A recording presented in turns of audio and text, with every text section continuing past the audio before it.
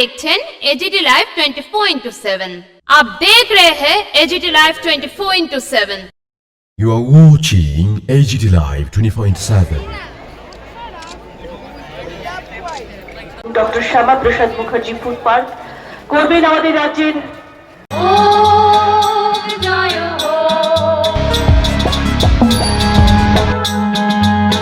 মহেন্দ্র খনি ভারত কেশরী ভারতের অখণ্ডতার প্রতীক ডক্টর শ্যামা প্রসাদ মুখার্জির আবক্ষ মূর্তি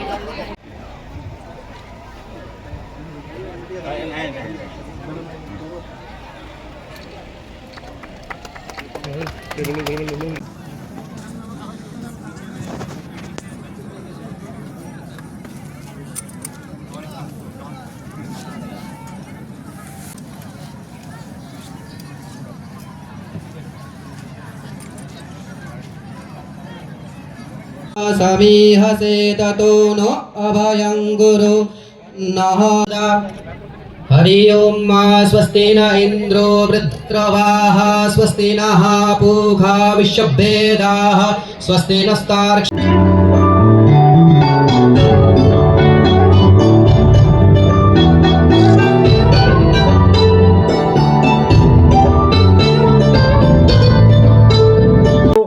কিরণ গুত্তিজি এবং অন্যান্য অফিসারদের নিয়ে যখন প্রায় ৫-৬ বার আমরা লাস্ট যখন আমি সব মুখ্যমন্ত্রী কিন্তু নর্থ ইস্টার জন্য এক একজনকে দায়িত্ব দেওয়া হয়েছে চেয়ারপারসন এবং যত বিষয়ে দেওয়া হয়েছে বিভিন্নভাবে কেউ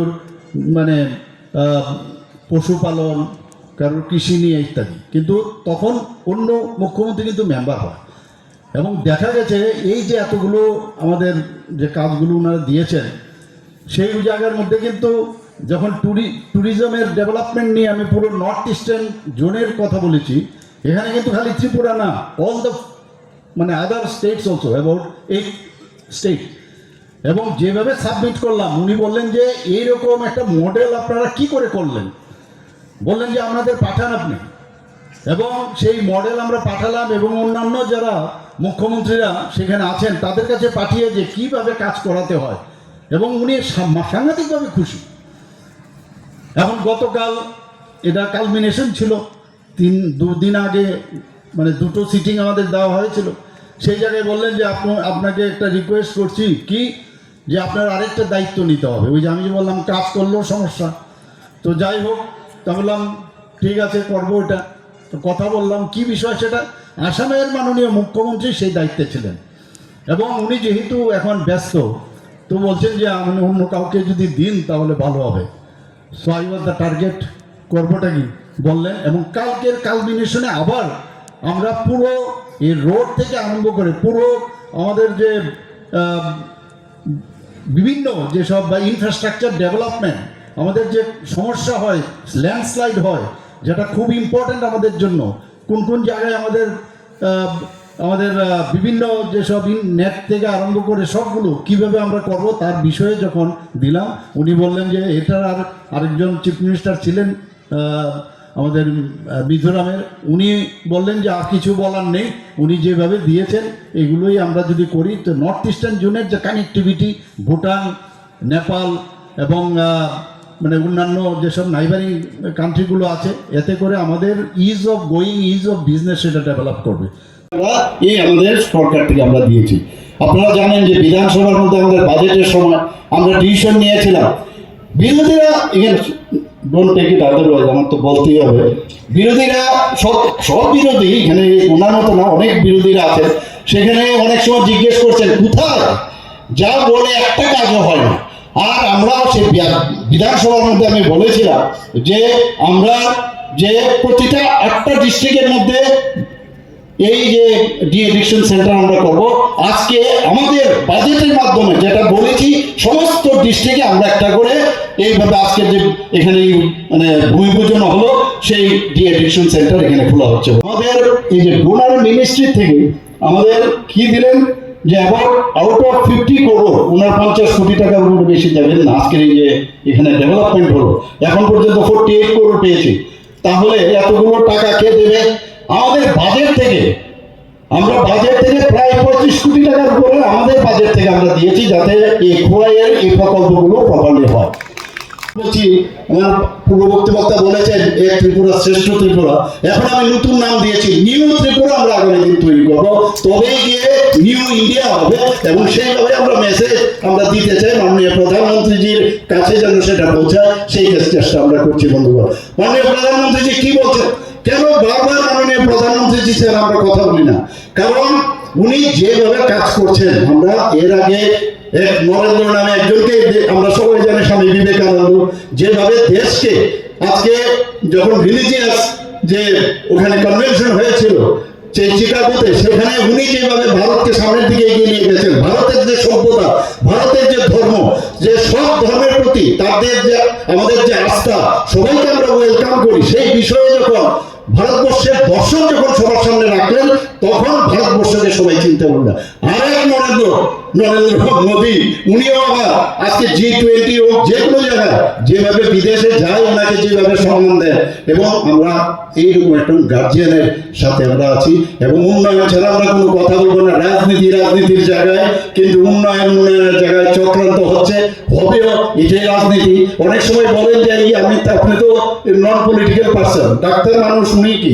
তো এখন তো নন পলিটিক্যাল, আমি বুঝতেই পারতাম না যে নন পলিটিক্যাল মানে কিভাবে পলিটিক্যাল হওয়া যায়।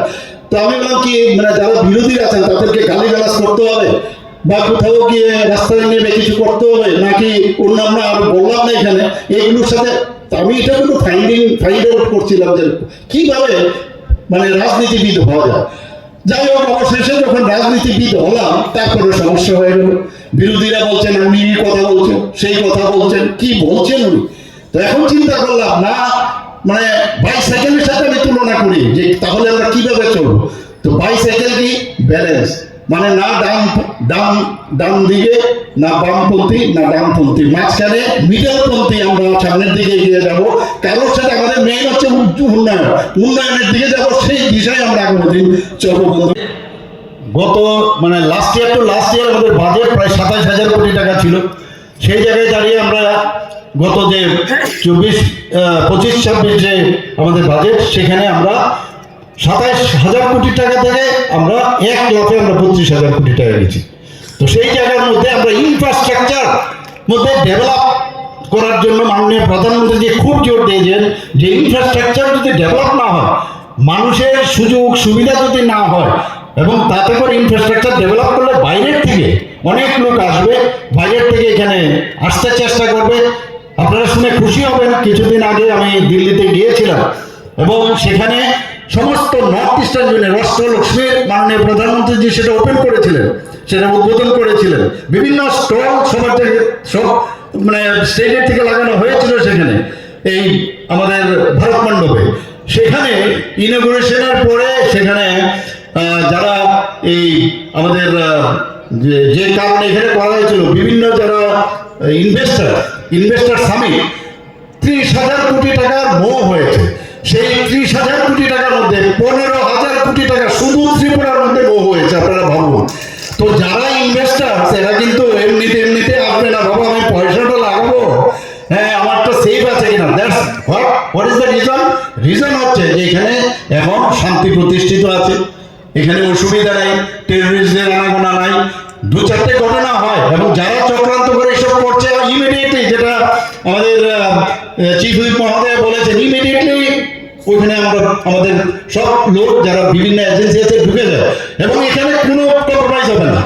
যদি সত্য কথা হয়, ভালো কথা হয়, নিশ্চয়ই শুনবো। আজকে এখানে না বললে নাই হয়। এখানে যখন আমরা সবাই এসে আজকে যজ্ঞ করছিলাম, এখানে ভূমি পূজন করছিলাম, সত্যি দুঃখ হয় ওরা কি বলছে কি বলছে না। এক বিরোধী দলের সো কল্ড ইয়াং লিডার আমি একদিন দেখছিলাম, ইয়াং লিডার বললেও তাকে যারা মানে বৃদ্ধজনেরা যারা আছেন তাদেরকে তো নিয়ন্ত্রণ করেন, কি বলছেন বলে অদ্ভুত লাগে যে হসপিটালের মধ্যে ভূমি পূজন করছেন, পুজো দিচ্ছেন, মানে আরো বেশি যাতে রুগী আসে। বলে আপনি কি মূর্খের মতো কথা বলছেন, এটাকে কে বুঝাবে? বলে এটা কি ধরনের কালচার? তোমরা তো মানে এগুলো তো বিশ্বাসও করো না, আর এগুলো বুঝো না। আমি দেখছিলাম একটা টিভি স্ক্রিনে। যাই হোক, আমরা আমাদের মতো চলবো। জিনিস কিন্তু রিফর্ম হয় এবং করাটা উচিত। মাননীয় প্রধানমন্ত্রীজি বহু সেই কলোনিয়াল যুগে যেসব আইন কানুন ছিল 18 শতকের, সেইগুলো রিফর্ম করছে। এত বছর ধরে এইভাবেই চলছিল। Nobody knew that it should be corrected, reform should be there. তো এখানে আমি কিছুদিন আগে ঘোষণা করেছিলাম, জনপ্রতিনিধি সে যে কোনো পার্টিরই হোক, যখন কোনো সরকারি প্রোগ্রাম হবে ওনাদেরকে আমন্ত্রণ জানানো উচিত, এটা আমি মনে করি। এবং আজকেও তার ব্যতিক্রমী নেই, আমি ওনাকে স্বাগত জানাবো। নির্মলবাবু এসছেন এখানে, আমাদের মাঝে উপস্থিত আছেন। রিফর্ম হয় এবং করাটা উচিত। মাননীয় প্রধানমন্ত্রীজি বহু সেই কলোনিয়াল যুগে যেসব আইন কানুন ছিল 18 শতকে, সেইগুলো রিফর্ম করছে। এত বছর ধরে এইভাবেই চলছিল। Nobody knew that it should be corrected, reform should be there. তো এখানে আমি কিছুদিন আগে ঘোষণা করেছিলাম, জনপ্রতিনিধি সে যে কোনো পার্টিরই হোক, যখন কোনো সরকারি প্রোগ্রাম হবে ওনাদেরকে আমন্ত্রণ জানানো উচিত, এটা আমি মনে করি। এবং আজকেও তার ব্যতিক্রমী নেই, আমি ওনাকে স্বাগত জানাবো। নির্মলবাবু এসছে। মানুষের জন্য রাস্তা বানাবেন, এর মধ্যে কি রাজনীতি থাকতে পারে? কোনো রাজনীতির বিষয় না। কাউকে আপনার চুল্লি দেবেন, কাউকে ধোঁয়া থেকে মুক্ত করবেন, এর মধ্যে রাজনীতির কি আছে? রাজনীতি না করেও কিন্তু রাজনীতি করা যায়।